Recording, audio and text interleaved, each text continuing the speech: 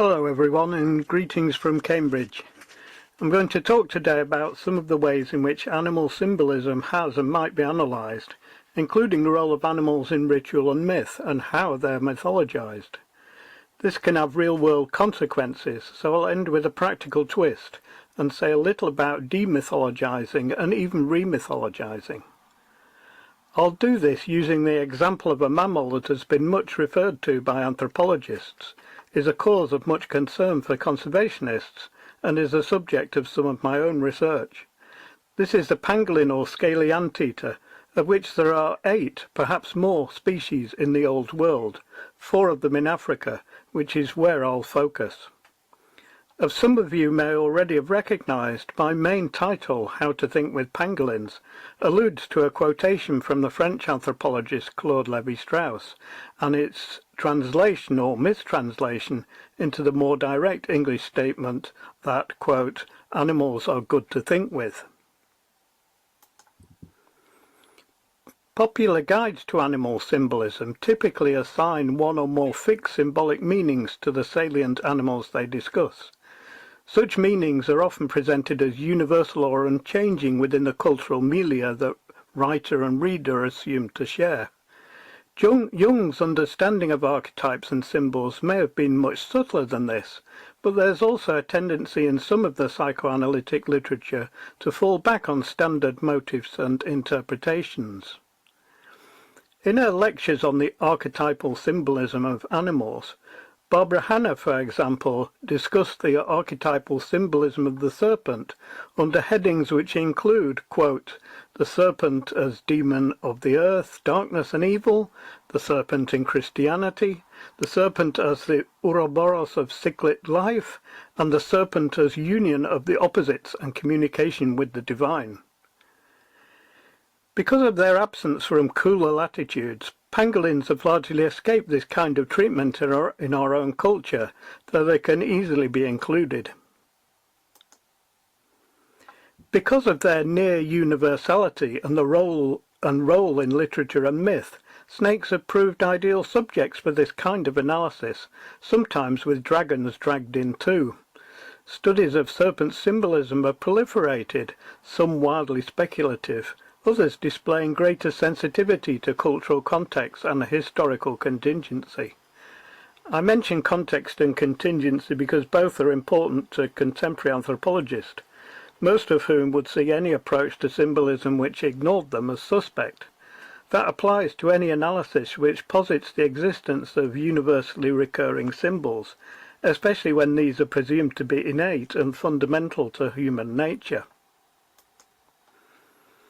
The structuralism of Claude Lévi-Strauss has been one of the biggest influences on anthropologists in this respect, not least his adoption and adaptation of Ferdinand de Saussure's theory of the linguistic sign, in which the relation between signifier and signified is generally arbitrary.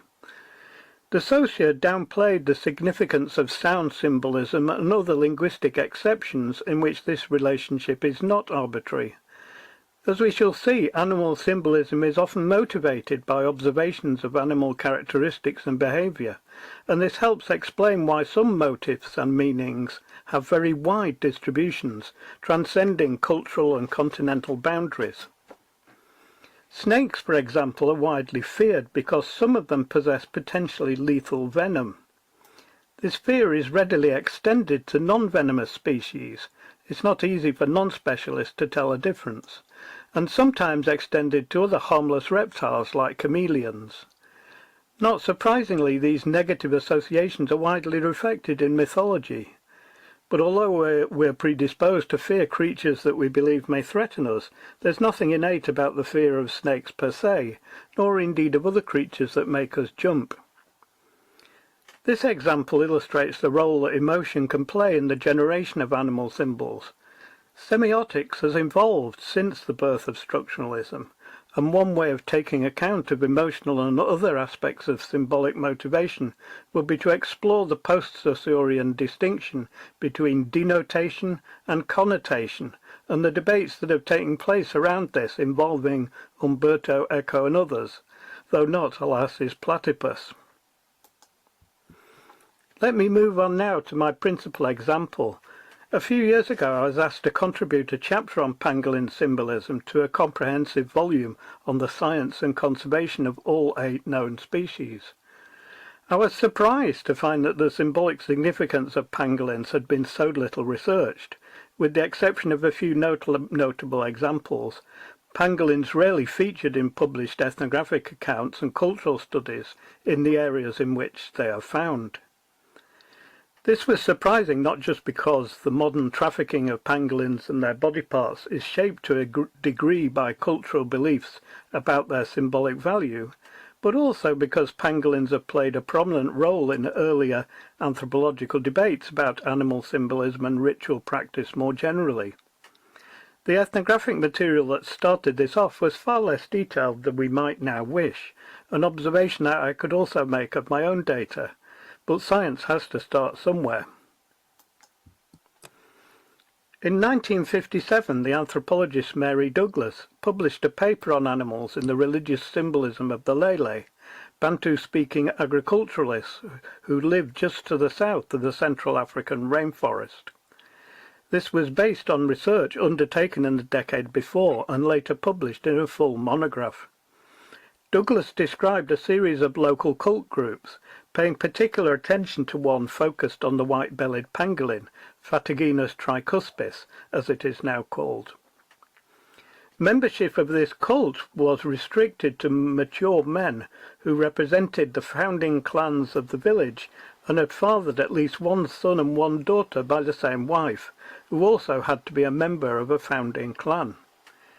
Initiation into the cult took place when they had killed and feasted on a white-bellied pangolin, and this invested them with power over hunting and women's fertility. They also had special responsibility for the ritual that took place whenever a village was moved. One of the pangolin men and his wife had to be the first to sleep on the new ground. Douglas collected information on a series of rites that culminated in a cult initiation in 1953. She didn't witness this, but noted that people spoke of the pangolin as though it had voluntarily offered itself for sacrifice, honouring the village by choosing it. She was told that the pangolin was referred to as a chief, with power over women's ability to conceive. Sexual intercourse in the village was banned for the duration of the ritual, and only allowed to resume once a successful hunt had been held. Douglas used the information that she had to propose an explanation for the symbolic role of pangolins and other animals. Noting that women were forbidden to touch white-bellied pangolins, she suggested that this, like similar voidances, was due in part to their perceived anomalous nature. According to Douglas, the Lele highlighted both the pangolin's physical characteristics and different aspects of its behaviour. It climbed trees but was covered in scales like a fish, and so was associated with spirits and fertility like other aquatic beings. It didn't run away when threatened, but rolled itself into a ball, making it easy to kill when it began to uncoil. Moreover, like humans, but unlike other animals, it gave birth to single young. White-bellied pangolins were therefore as anomalous in the animal world as parents of twins are in the human. Not surprisingly, parents of twins were the focus of another Lele cult. Well, as it happens, white-bellied and other pangolins can also give birth to twins, but single birth is the norm. Douglas subsequently developed these ideas into a general theory of classificatory anomaly and symbolic significance, most famously in her book Purity and Danger, and its less widely read sequel, Natural Symbols. Douglas's writing about the pangolin helped to inspire other work on animal classification and symbolism. This took off after the publication of Purity and Danger in 1966, drawing also on Levi-Strauss's work and other research in the growing field of ethnotaxonomy. This literature has become part of anthropology's stock in trade, and although attention has generally moved elsewhere, the subject of classificatory anomaly and its significance is still revisited every now and then. In addition to criticism for her general theory of ambiguity and matter out of place, for example for its universalizing tendency and lack of attention to historical contingency, Douglas's writing about the Lele and pangolins has also attracted more specific scrutiny. Debate in the 1990s focused on the classificatory status and cultural significance of different pangolin species known to the Lele. Douglas had admitted herself that she did not know how the Lele differentiated between the white-bellied and the giant pangolins, and so why one was the object of a cult and the other wasn't, though the latter species, Smutsia gigantea, was avoided by pregnant women. She speculated that the reasons might be historical, given the existence of other pangolin cults in the Congo basin. More seriously, Douglas was criticised for basing her argument on interpretations that were not suggested or confirmed by the Lele themselves. She acknowledged that other interpretations were possible. However, by the time that she revisited the Lele in 1988, she found that Christianity had spread and the pangolin cult had been outlawed, making it even more difficult to study. As Douglas was aware, pangolins are accorded symbolic and ritual significance elsewhere in Africa. While Lele practice may have been unique, similar preoccupations recur, with different species of pangolin being singled out for special status and treatment. A common word denoting pangolins can be traced back to Proto-Bantu, and it's possible that some themes associated with them have a deep history, though later spread cannot be ruled out either. Our present knowledge of historical connections is too sketchy and the ethnographic record too fragmentary to permit detailed reconstruction of the history of pangolin-related ideas. This includes possible links to the area in eastern Africa in which I've done my own research, among the Sangu and neighbouring peoples of Tanzania, where pangolins have some of the same associations with chiefship, fertility and twin birth as they did among the Lele. So let's dive into this material now, because it requires a different approach to the symbolic significance of pangolins, and by implication other animals. My research on pangolins, in this area the ground or temminck's pangolin, Smutsia temminki, wouldn't have been possible without that of Jacques Billaudot, a former missionary priest who studied the Sangu in the 1970s and wrote a doctoral thesis on their language and folk tales. Billaudot recorded many hours of material in Utengule, the traditional capital of the Sangu chiefs, but selected just 7 tales for analysis. These are marvellous in every sense, not least for their mythical motifs and transformations. One of the 7, about a marvellous tree, also features a pangolin, and so Billaudot appended a note outlining what he knew about its symbolism and use among the Sangu. His short account was clearly influenced by Mary Douglas's description and interpretation of Lele beliefs, and her 1957 paper is included in his references. I was sent a copy of Billaudot's thesis when I was halfway through my own research in Utengule in 1980–81. My focus was on Sangu history and politics, so I didn't follow up on his note about pangolins until my penultimate month in the village. My principal informants on the subject were 2 women, one of them, Nguila Simuhongole, an elderly widow with a deep but often guarded knowledge of traditional Sangu practice, and the other, Amina Sutenga, a middle-aged woman who had participated in a pangolin ritual herself. More than a decade later, I published a short paper based on my conversations with them and others, together with what was already known and some interpretation and speculation of my own. In 2002–3, I had an opportunity to study related ideas and practices in predominantly Hehe-speaking communities in the Great Ruaha Valley, downstream of Usangu.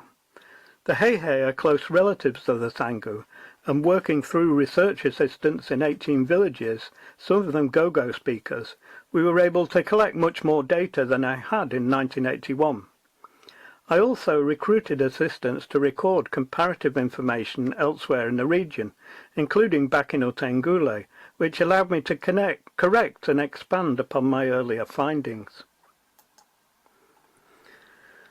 While many informants considered pangolins to be unusual and in some respects special animals, they didn't obsess over their zoological classification or describe them as anomalous in classificatory terms.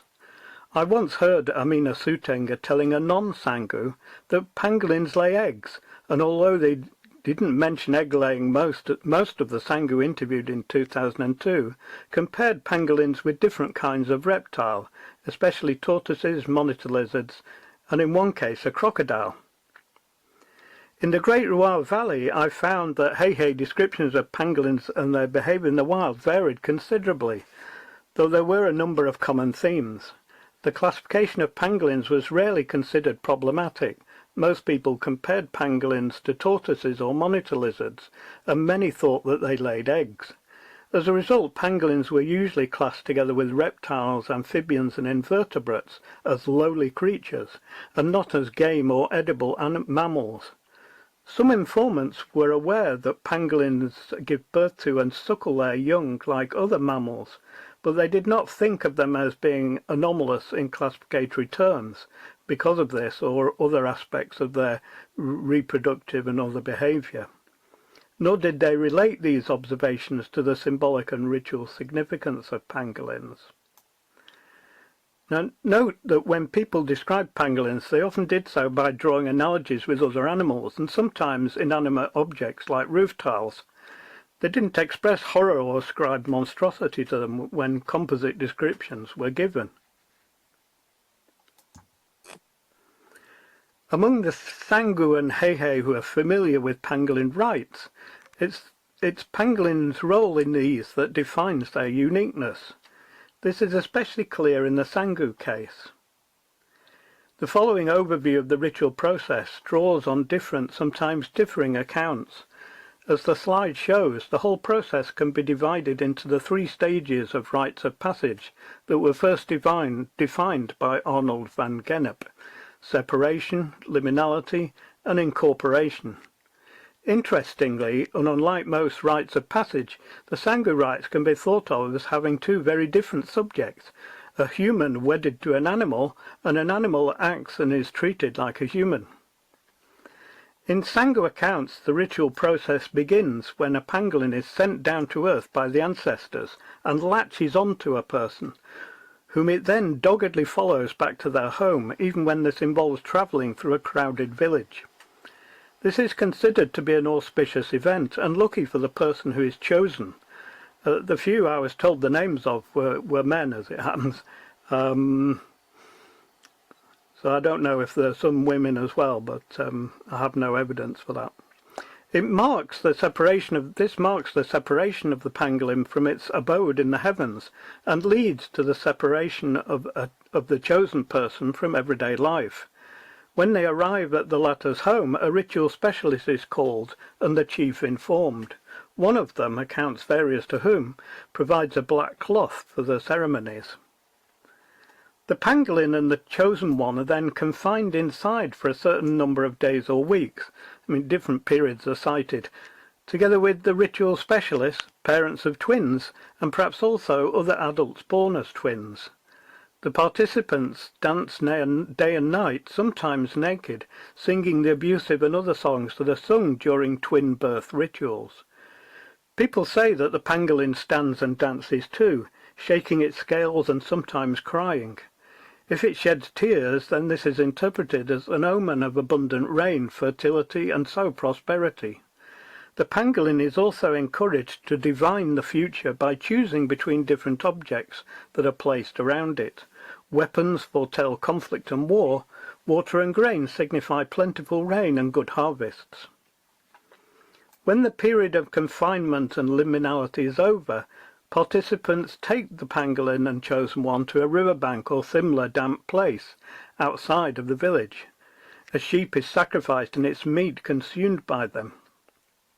The pangolin is then buried like a chief, sitting on the sheepskin and wrapped in the black cloth. The head of the chosen one is shaved, signalling the end of the process. This person continues to be treated like a parent of twins, and if they later actually have twin children, they're not required to go through the twin birth rites a second time. Some Sangus say that the pangolin dies when it's buried, and I initially made the same assumption. The most authoritative accounts, however, indicate that a pangolin is expected to escape and is allowed to do so. Whichever the case, its burial as a chief signals its return to the realm of the ancestors, which exists both above and below the earth. This ends the potential danger that visits from the ancestors can bring, and if all has gone well, presages good times ahead, especially when these are specified by the pangolin's predictions. The rites equate the pangolin and the chosen one with both the parents of twins and chiefs, and the fertility that they represent, analogies that are also evident in the Sangu rituals of twin birth and chiefship. These could be inherited associations, though there are other factors that might have prompted or reinforced their extension to pangolins. As we've seen, a comparison with human modes of reproduction does not seem to be one of them. It may be more relevant that Temminck's pangolins are most likely encountered in the long dry season, when the grass is short and signs of rain are much desired. Analogy is, of course, fundamental to the study of myth, whichever school of analysis you follow. So let me turn now to the folktale recorded by Billader that features a pangolin. It tells of a girl who refuses to marry a wild animal like her elder sisters, but instead accepts the advances of a tree. It turns out that this is no ordinary tree. At night it sheds the pangolin that covers it, revealing itself to be a chief. Every morning, however, its scaly covering returns, and it resumes its daytime life as a tree. This goes on for years, until one night she sends their child away and burns the pangolin, freeing the chief, who emerges into the daylight with all his worldly wealth. People marvel at this and recognize his authority. His wife's elder sisters then leave their animal husbands to become her junior co-wives, and they all live happily ever after. Recognizing this story as belonging to the tale type Beauty and the Beast, Billader interpreted it as a parable about the sexual and psychological maturation of a young woman. In doing so, he seems to have been influenced by the neo-Freudianism of Bruno Bettelheim and similar analyses by one of his thesis advisors, Geneviève Calamgriot. I'm not sure what the teller of the tale, a boy of around 15 years, would have made of this, but it's likely that he had learned it himself from an older woman and more experienced storyteller. In any event, Billader made it clear that other interpretations were possible. As for the pangolin's role in this tale, Billader referred to its symbolic associations and wrote that, quote, "Therefore, this inherently astonishing and ambiguous animal, both sought after and feared, is well suited here to evoke the young bride's mixed feelings about the new values in her life, sexuality and fertility. When the woman burns this tree covering, called a pangolin, which hid her husband from her during the day, she is burning the last vestiges of her childhood." End of quote. Although he mentioned that the Sangu consider pangolins to be chiefs, Billader didn't draw any further implications from this. The marvellous tree of Billader's translation is given the name Ilidagla in the tale. The noun class prefix suggests a tall tree, and it's described as bearing fruit which the heroine and her elder sisters climb up to gather. Sangu speakers in Otengule aren't familiar with this tree, and Billader suggested that it was either mythical or foreign to the area. His second suggestion is correct. A cognate term has been recorded in the Great Loire Valley, describing the bird plum, Philogeiton discolor. As its common English name suggests, this is a tree with edible fruit, much liked by both people and wild animals. Billader also suggested that Sangu use of an untranslated foreign name would imply that the tree's other characteristics were irrelevant to the tale. Amina Sutenga had heard it spoken of as a real fruit tree. It may be that the bird plum is not found around Otengule. I'm not aware of a local name for it, but is known to Sangu in the northeast, where the Great Loire Valley begins. In any event, the name suggests that the tale came from that direction, at least in this version. There is at least one other characteristic of the bird plum that may be significant. It has deeply fissured bark that might be compared to the scales of a pangolin. Could the pangolin's inclusion in the story have originally been based on this analogy? Well, given the other relevant associations of pangolins, it seems more likely that the reverse was the case, that the pangolin was a character in this story from the start. But without variants of the tale that shed light on its evolution, we might never know. A comparison of the folk tale with the structure and content of the Sangu pangolin ritual suggests that the pangolin's role in the tale is far from accidental. Despite the obvious differences, parallels between the two can be identified. The ritual process begins when a pangolin falls down from the heavens and latches onto someone. The tale gets going when the girl climbs up the pangolin-covered tree to pluck its heavenly fruit, and it forms an attachment to her. In both cases, the humans involved are followed home, and periods of ritualized inversion begin, signalled in the folk tale by the metamorphoses that accompany the alternation of day and night. This limited period ends when the pangolin is removed, taken away from the village and buried in one case, burned and permanently separated from the chief in the other. Both sequences imply that pangolins and chiefs cannot normally coexist. There is no room for two chiefs in one place or for ancestral beings on earth. The folk tale and the ritual process also have other different purposes. Folktales, for example, are usually supplied with a short moral at the end, though Billader doesn't give one in this instance. The tale doesn't function as a Malinowskian mythical charter for the ritual, but the parallels are suggestive. Just as a folktale isn't a myth as generally understood, so the ritual process that I've outlined also departs from the norm. My description of it is based on Sangu speakers' accounts, and parts of it might themselves be characterized as mythical. Strictly speaking, this isn't a comparison between ritual and myth, but between two very different kinds of narrative. Levi-Strauss rightly insisted that to properly analyse a myth, all available variants of it must be considered.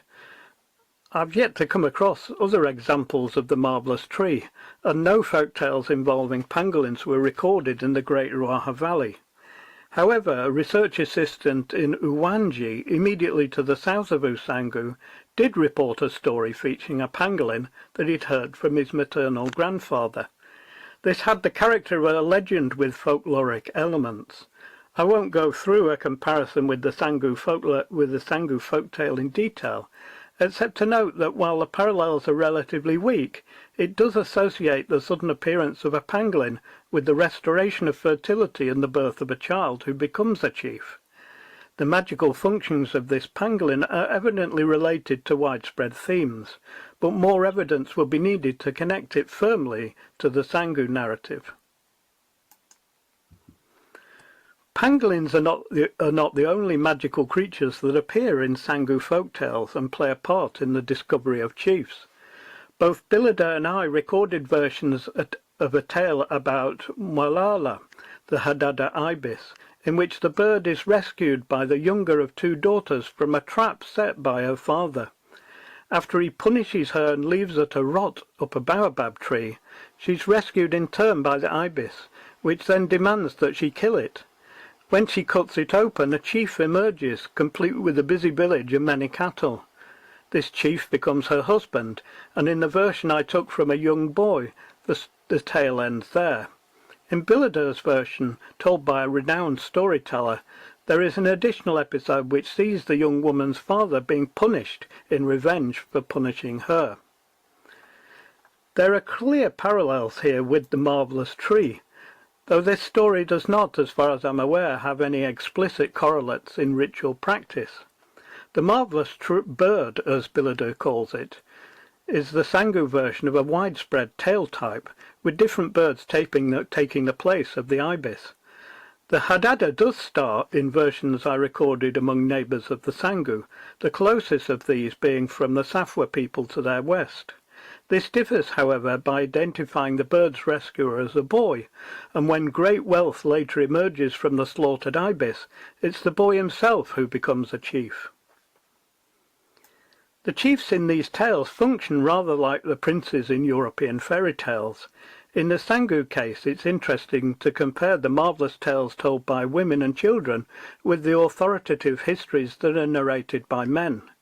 Whereas the former seem to reflect women's aspiration to become the wives and so also the mothers of chiefs, different versions of the Sangu origin myth related by men describe how a charismatic outsider woos the daughter of a local chief and gives their son the magical power that enables him to become the paramount of all Usangu. In one version, the petty chief's daughter is called Simwalala, literally daughter of Mwalala. There is no suggestion that Mwalala is anything other than her father's name, but its apparent derivation from that of the Hadada ibis is hard to ignore. History and myth are intertwined in these stories, and there are more connections that I could point to, but this should be enough to indicate where further analysis might lead. I hope also that this is sufficient to demonstrate that analogy is fundamental to Sangu Pangolin's symbolism and understanding its role in ritual and myth, a conclusion that may be extended to other animals and contexts. Some scholars have argued that analogy is fundamental to human cognition itself, playing key roles in learning, reasoning, problem-solving and creative thought. If it's true that we're analogy-making animals, then we shouldn't be surprised at all by its significance to thinking with pangolins and other elements of the natural world. Levi-Strauss was right to emphasize the importance of analogies in the structural analysis of myth, but wrong, I think, in his excessive formalism and efforts to turn historical contingency into system. Like other Anglo-Saxon empiricists, I feel that Levi-Strauss is good to think with, but not necessarily good to follow in practice. I believe that comparisons should be more controlled, that greater attention should be paid to local ethnographic and linguistic detail, and that working hypotheses should be repeatedly tested against such data and compared with alternatives. It's especially important to recognise and admit what we don't know. Otherwise, it's all too easy for researchers to produce their own fictions that have little relevance to the myths and other practices that they imagine they're analysing. Levi-Strauss has been accused of doing this, and Mary Douglas, a devout Catholic, fell into the same trap when she compared Lele's statements about the white-bellied pangolin with passages in the Bible. There's no evidence for Christian influence on the Lele cult, and I've found none in Sangu pangolin narratives either. Now, having spent most of this lecture talking about how people think with pangolins in the structuralist sense, I want to end by pivoting to thinking with them as our fellow beings, considering some of the practical consequences of this analysis. As many of you will be aware, the world's pangolin species are at risk of extinction because of habitat loss and overexploitation. Pangolins are among the world's most trafficked animals, and statistics on the illegal trade in their scales are horrifying. There are many reasons for this lamentable situation. The trade in scales and other body products alone has multiple drivers. A significant portion of the demand for these is created by ideas about their purported magical power and medicinal efficacy, and this is what I will say something about. These ideas are not necessarily the same everywhere, but it's likely that they can all be understood in the terms that I've discussed. In other words, as the consequences of analogy making. Again, let me zoom in on the material I know best. In a short article about the magical importance of pangolins in the west of what is now Tanzania, the colonial officer A.C.A. Wright noted their widespread association with the fertility of the land and resistance to danger, and he suggested that, quote, perhaps the element of luck and rarity may be important, as well as the fact that the flesh is of a pork-like delicacy. The idea of warding off danger may well be conveyed by the impervious scales, end of quote. Wright was almost certainly on the right track. In the Great Loire Valley, a long list of past and present magical and medicinal uses for pangolin parts was recorded, especially for scales, which were often associated with good luck and protection against harm. The ways in which these analogies were made and put into practice recall the well-known Fraserian distinction between two types of sympathetic magic, one based on similarity, the other on contiguity. Analogous contrasts were developed by de Saussure and Jacobson, whose distinction between metaphor and metonymy was in turn used by Levi-Strauss and other structuralists. The belief that pangolin parts can confer magical and medicinal benefits rests on both sides of this semiotic equation. It's a lethal combination. For example, because of their defensive behavior and its effectiveness against other animal predators, pangolins are metaphorically associated with protection from danger. The use of their scales to provide humans with similar protection is based on metonymy. The body part that helps protect pangolins from harm is taken to represent and transmit the power ascribed to the animal as a whole. Other uses of scales and the use of body parts more generally can be analysed in the same way, including the consumption of pangolin meat for more than its taste and dietary value. Analogy is undoubtedly central to the underlying symbolic logic of the exploitation of pangolins for magical and medicinal purposes. Although traditional cultural norms in the Great Loire Valley forbade the killing of pangolins for their scales and other body parts, such restrictions have become increasingly difficult to enforce, all the more so following the in-migration of ethnic groups without such qualms and the development of trade in pangolin scales. Nonetheless, an understanding of the logic underpinning exploitation of these kinds offers some hope that it can be changed and behaviour modified, especially when we know which parts of the symbolic equation to tackle. Conservationists are already making efforts to change the ways that people think about pangolins.